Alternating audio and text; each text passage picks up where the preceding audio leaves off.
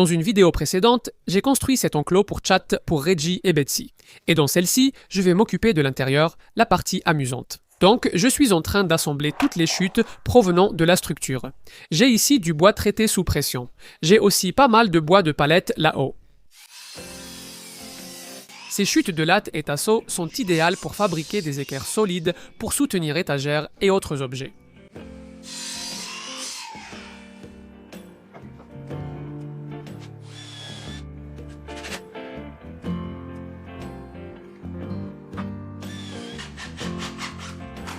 Je vais utiliser du bois de palette pour les étagères. Je vérifie combien de lattes il me faut, car je veux mettre des entretoises pour éviter que l'eau ne stagne et ne fasse pourrir le bois. J'utilise de la colle polyuréthane adaptée à l'extérieur, et ces clous de finition 18 servent seulement à maintenir temporairement avant d'ajouter les vis.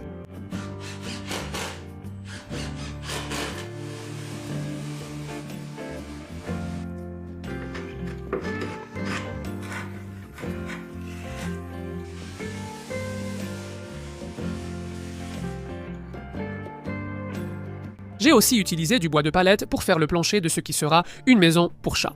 Cette fois, je veux que les lattes soient placées plus près les unes des autres, avec juste assez d'espace pour permettre au bois de se dilater et de se contracter. Je dois refendre une des lattes juste pour pouvoir installer les équerres qui soutiendront toute la surface du plancher.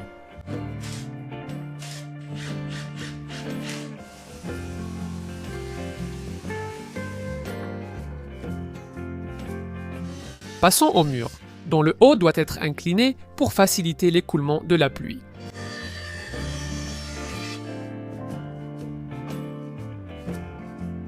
Et ces bandes de bois de palette servent de tasseaux pour maintenir les murs ensemble.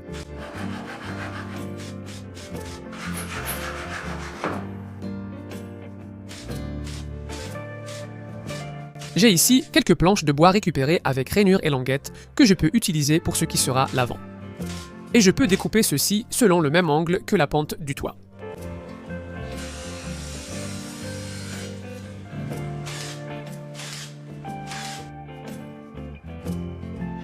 Maintenant, il faut découper une entrée, mais avant de faire cela, je vais renforcer les lattes avec une autre cale.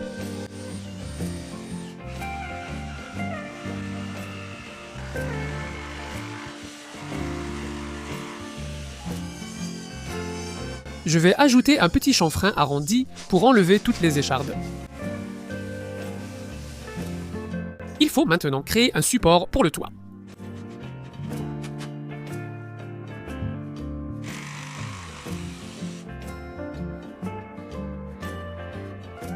Et dans le jardin de Keith, j'ai quelques chutes du toit en bitume ondulé que j'ai installées il y a quelques mois qui seront parfaites pour ça, même si elles ont besoin d'un petit nettoyage.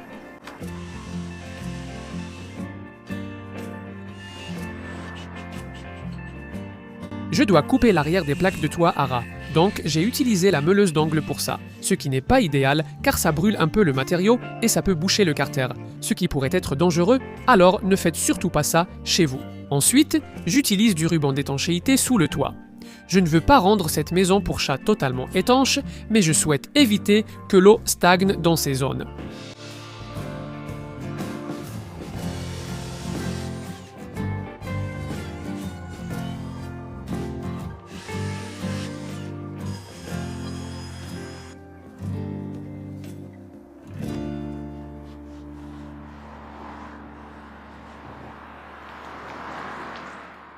Ensuite, un passage par un dépôt de bois pour récupérer quelques planches de soubassement de 150 par 22 mm. Je sais par expérience que je peux à peine faire rentrer des planches de 3 mètres de long dans ma voiture. Même si j'espérais utiliser du bois récupéré autant que possible pour cette construction, je n'avais rien d'assez long pour fabriquer la prochaine pièce de l'enclos pour chat, qui sera un long tunnel avec quelques virages à l'intérieur. 150 mm, c'est trop petit pour un tunnel à chat, donc je vais refendre les planches en deux avec la scie circulaire. Je pourrais ensuite coller ces demi-planches à des planches entières pour obtenir environ 225 mm, ce qui devrait suffire en hauteur.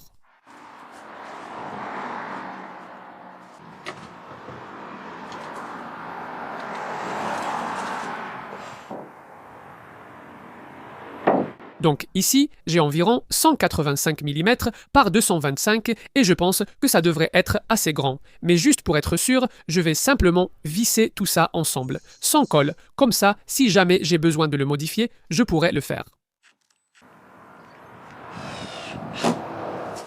Je vais indiquer où couper pour obtenir deux courbures. La première doit être à 90 degrés, ce qui veut dire que je dois tracer deux angles de 45 degrés pour la zone à enlever.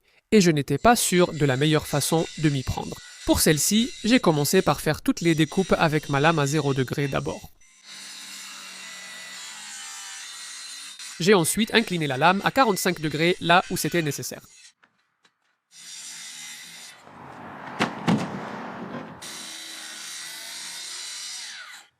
Ça a marché, mais honnêtement, le résultat final n'était pas à la hauteur de mes attentes.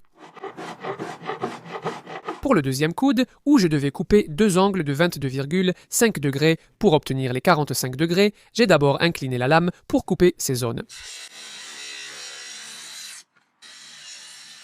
Ensuite, j'ai fait les coupes à 0 degré, ce qui m'a paru être la meilleure méthode et a donné les meilleurs résultats.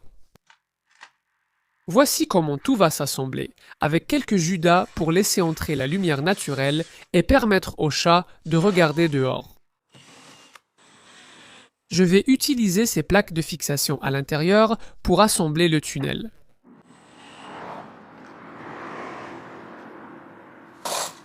Ici, j'ai quelques-unes de ces clous à tête plastique. Elles sont conçues pour fixer des planches de rive et des objets comme ça que j'utiliserai comme pied sous mon tunnel pour créer un espace d'air et éviter que l'humidité cause des problèmes. Ensuite, je suis allé chez mon ami installer les premières pièces. Où penses-tu qu'il devrait aller? Et mon nouvel apprenti va me donner un coup de main. Je commence par la maison du chat en haut, car elle déterminera la position du reste. Ces boulons de carrosserie vont offrir une fixation vraiment solide aux lattes sur le mur.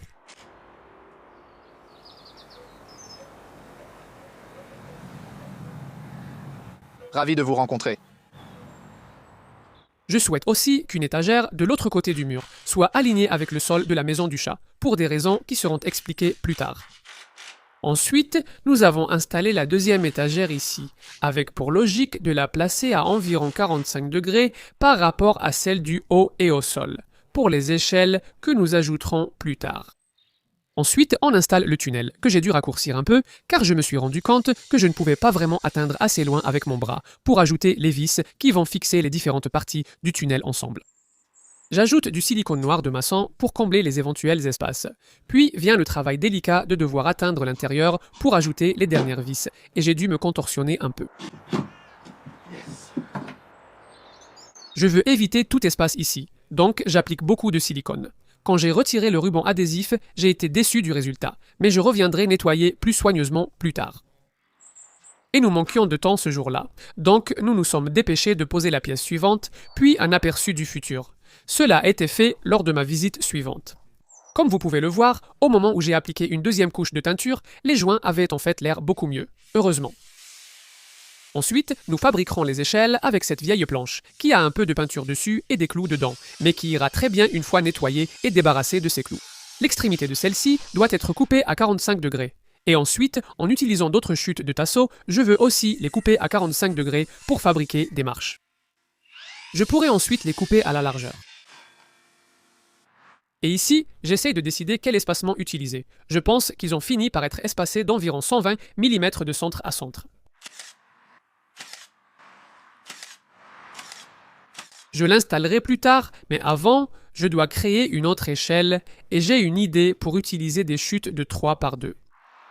En utilisant l'une des planches de gravier, je vais couper les extrémités à 45 degrés, puis je prévoyais de faire des entailles pour y insérer les 3 par 2, afin qu'ils soient en quelque sorte en porte-à-faux par rapport à la planche. J'ai donc commencé à fabriquer un gabarit en MDF pour obtenir une découpe exacte que je devrais répéter afin que les pièces s'ajustent parfaitement par friction.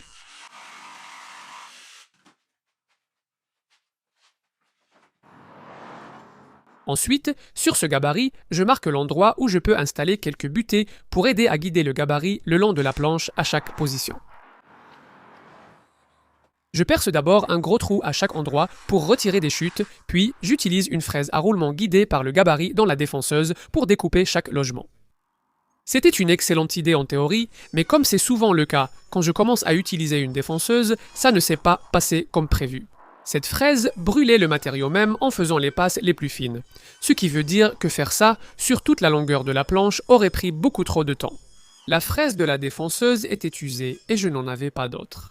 J'ai fait une coupe, pour le reste j'utiliserai la scie sauteuse. Je peux quand même obtenir un ajustement largement suffisant de cette façon et ce sera beaucoup plus rapide.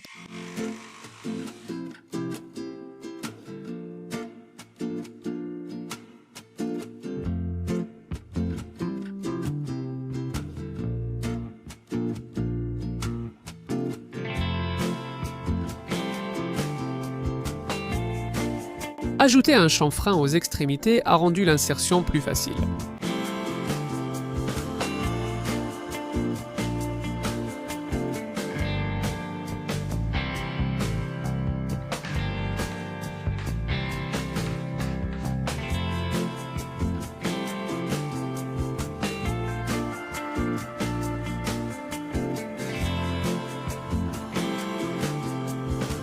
Je suis de retour chez mon ami pour installer ses échelles et j'avais des pieds en caoutchouc pour éviter que la base ne touche le sol. Et je l'ai fait un peu trop grand pour pouvoir décider où le couper. Et j'ai découpé ce petit bloc de fixation pour le dessous de l'étagère, juste pour avoir plus de surface pour le fixer. Et puis pareil pour l'autre échelle aussi, je la coupe à la bonne longueur une fois qu'elle est positionnée là où je la veux. Mais celle-ci est simplement vissée sur les lattes.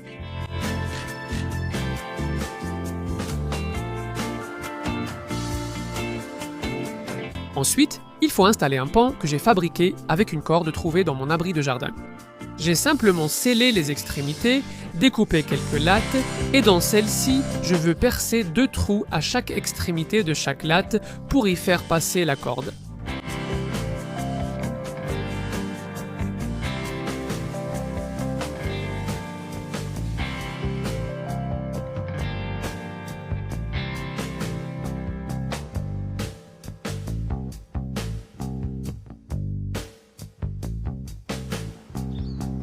Pour installer le pont, j'utilise de gros œillets à visser.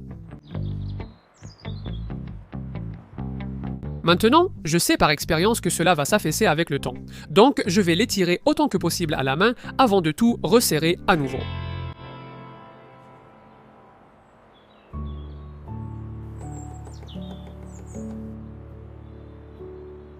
Allez, tu peux le faire. Ouais, bien joué. Celui-ci? C'est ça. Tu peux le faire.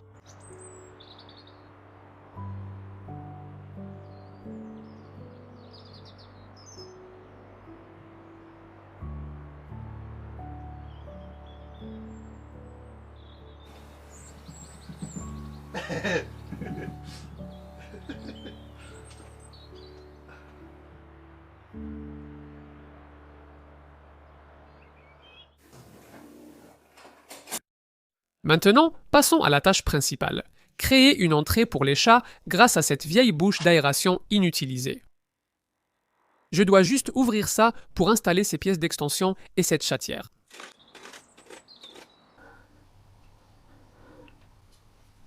Voici ce qu'il y a à l'intérieur.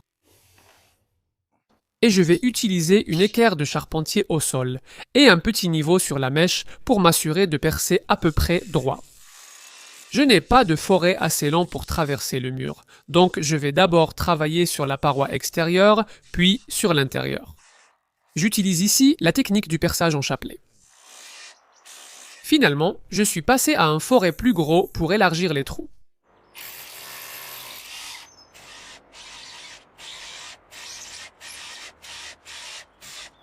Et enfin, un forêt à ciseaux.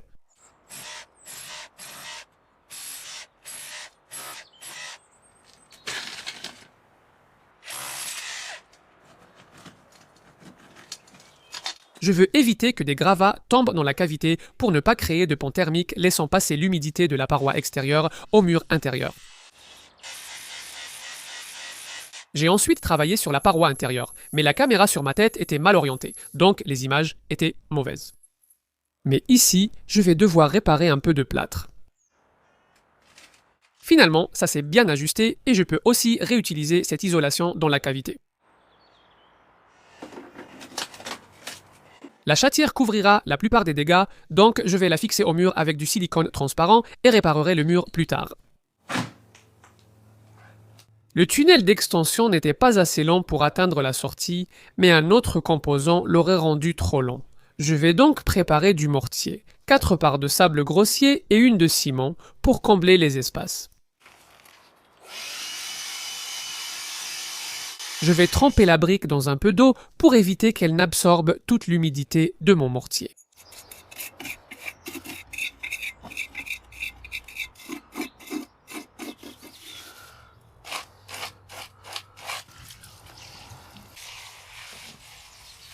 Les chats auront besoin d'une marche car la chatière est trop haute. J'y reviendrai plus tard.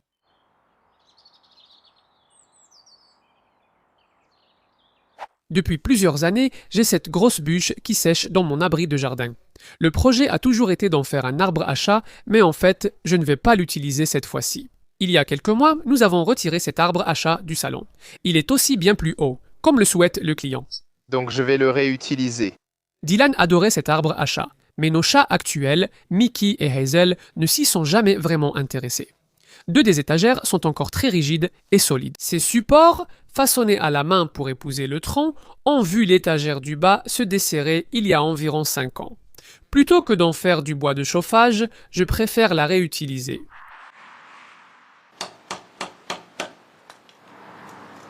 J'avais déjà retiré l'ancienne base de celui-ci car il était à l'origine destiné à un usage intérieur. Donc je vais devoir en fabriquer une nouvelle. Et cette zone de grattage n'a jamais servi non plus.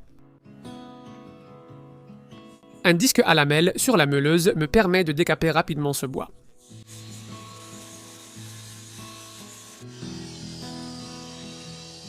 Pour renforcer les 2 étagères, j'ajoute des blocs de bois dessus et les façonne avec la ponceuse à bande pour qu'ils s'adaptent à la bûche. Je trace également le contour, comme ça, à chaque fois que je le présente après avoir fait un peu plus de mise en forme, je peux facilement voir où je dois encore enlever de la matière pour qu'il s'adapte bien.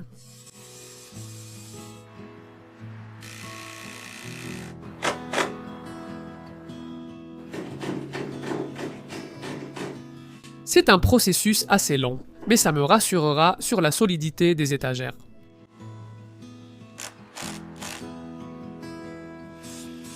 Je vais ajouter de petites marches entre les étagères pour faciliter la montée à Reggie et Betsy, qui ne sont pas encore adultes. Je ne veux pas que les étagères soient parfaitement horizontales pour permettre l'écoulement de l'eau de pluie, mais presque horizontales pour que les chats puissent grimper dessus.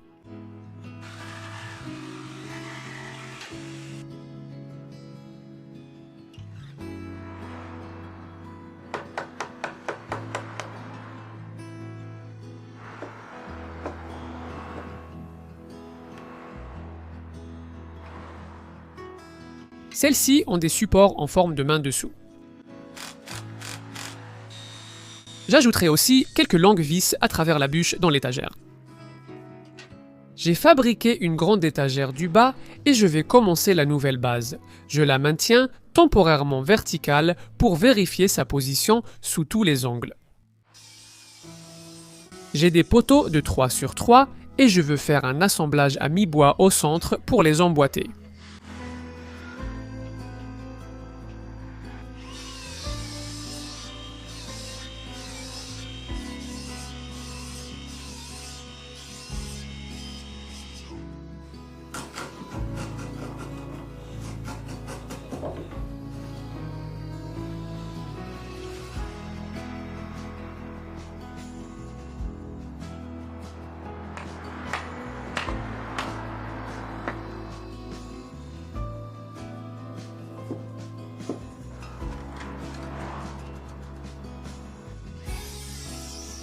Maintenant, je vais couper quelques entretoises pour fixer la base à la bûche et encore une fois, il faudra aussi les façonner à la main.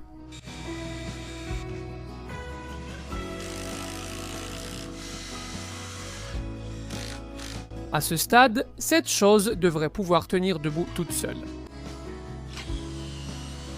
Je vais enfoncer quelques vis à bois robustes de 150 mm pour fixer la bûche au centre. J'ajoute des pièces en plastique dessous, puis je fais la mise en forme finale.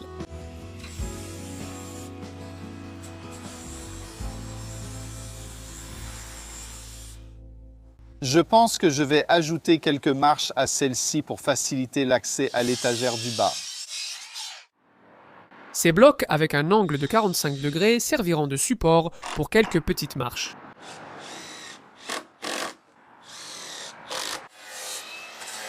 Et ensuite, j'applique 2 couches de teinture.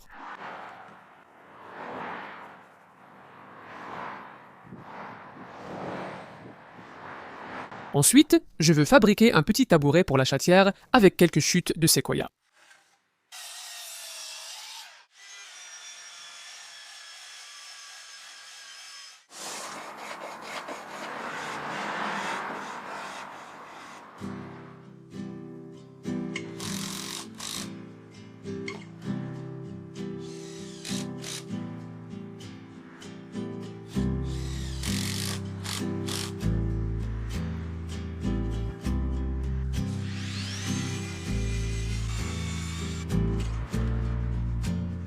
J'ai gardé ça vraiment simple et il m'a fallu moins d'1 heure pour assembler tout ça.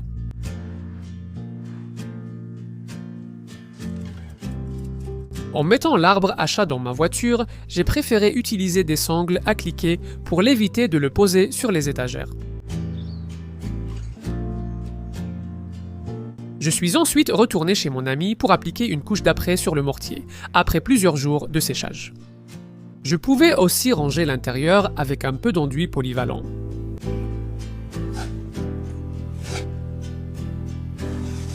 Et quand l'après était sec, une couche de finition en blanc brillant.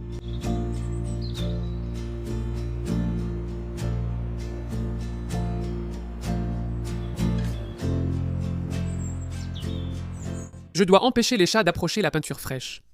Une fois sec, j'ai pu installer la pièce extérieure pour rendre le tout plus propre. Malheureusement, j'ai cassé un bout de brique ici. J'utiliserai du mastic pour combler les espaces.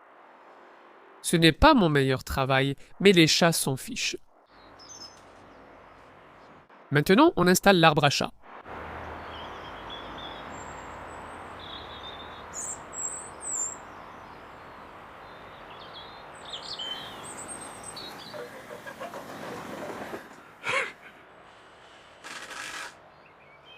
J'ai acheté de la corde en sisal naturel pour créer des zones à griffer autour de l'arbre. Et en utilisant des vis et des rondelles pour fixer cela, on pourra resserrer la corde quand elle commencera inévitablement à se détendre avec le temps.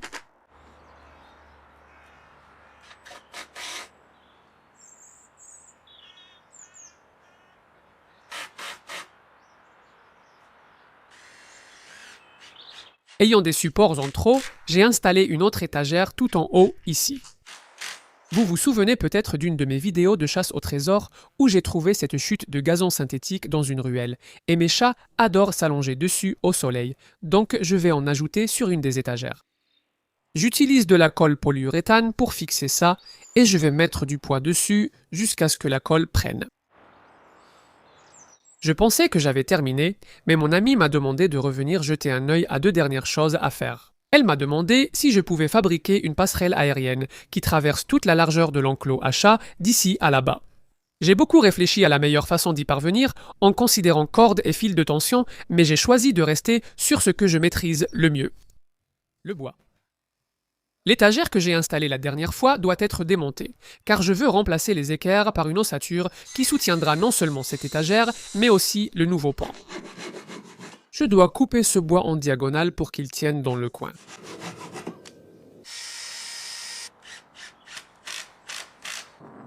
Ensuite, j'ai découpé une autre pièce à placer à l'intérieur pour tout relier.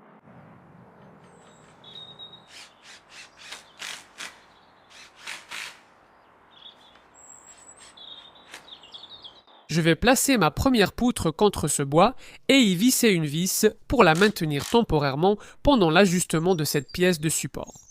Cette pièce a un angle de 20 degrés coupé car, chez moi, j'avais déjà dessiné l'angle nécessaire pour placer le pan exactement où nous le voulions. Sans cet angle coupé sur un bord, le pan aurait été positionné comme ceci, ce qui n'irait pas du tout.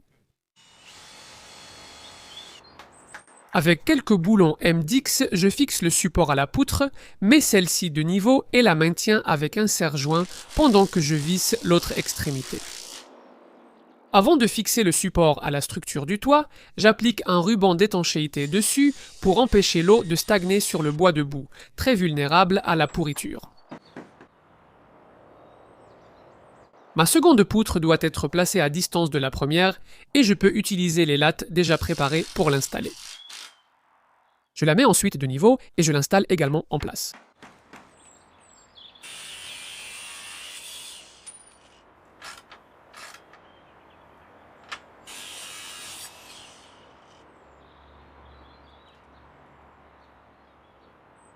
D'accord, donc on est soutenu à cette extrémité et je ne vois pas vraiment de raison d'ajouter plus de support ici à la fin parce que je vais de toute façon en couper une partie et ce ne sera qu'un petit porte-à-faux. Et cela n'a besoin de supporter que son propre poids et celui de quelques chats. Et pour l'instant,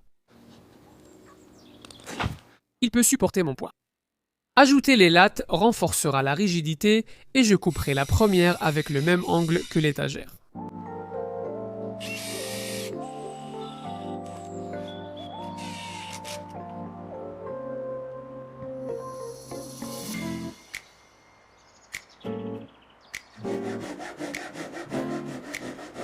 Je peux ensuite couper l'excédent à la fin. Même si j'avais dit ne pas ajouter de support, j'ai changé d'avis et installé un support supplémentaire pour réduire le rebond du pan, pensant que les chats pourraient ne pas apprécier.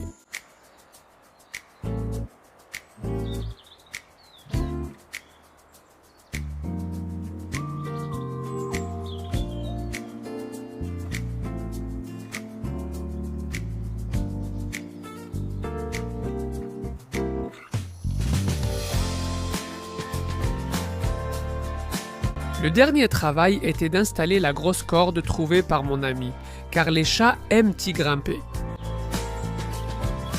Pour moi, des projets comme celui-ci sont les plus gratifiants, et Reggie et Betsy adorent déjà leur nouvel espace extérieur.